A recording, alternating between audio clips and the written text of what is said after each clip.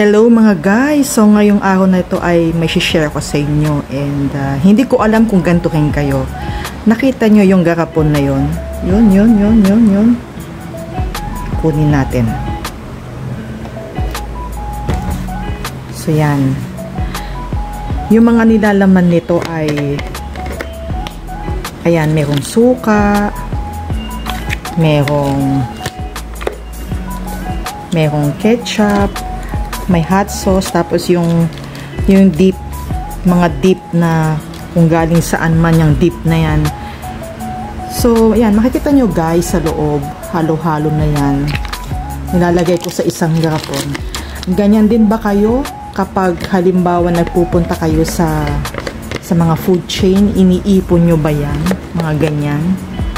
Kasi guys, malaking bagay itong mga ito sa pang-ekonomiya, o diba? So pang araw-araw in the future use, magagamit natin yan. O minsan kapag halimbawa magbabaon, or lalo na sa mga mommies na mahilig magtipid. So yung mga ketchup na yan ay kadalasan or minsan kapag halimbawa may baon si chikiting na may hotdog, so nilalagay din natin yung ng ketchup. I don't know, siguro I don't know kung ganyan pa rin ngayon, pero kung siguro yung way back nung tayo ay maliit pa, malamang itong mga ito ay kung ang henerasyon natin ay katulad ng halimbawa, napunta tayo sa henerasyon ngayon, ay itong mga ito ay magagamit natin sa pangbaon natin sa eskwelahan.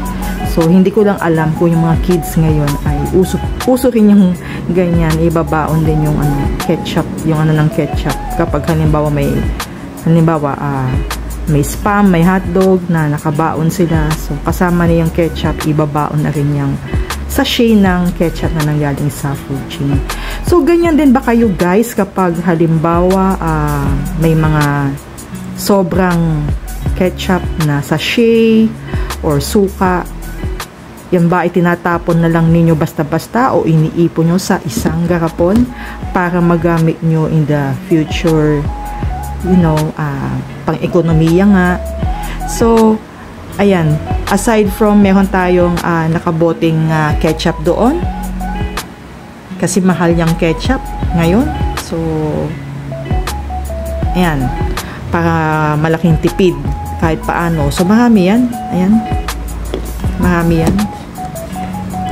So yan guys ang aking sharing for the day. So naalala ko lang, nakita ko lang ito ngayon, so gumawa tayo ng vlog and yan, gusto ko lang i-share sa inyo and gusto ko yung malaman ng opinion ninyo kung ganyan din kayo, kung magkasing tayo, magkasing utak tayo.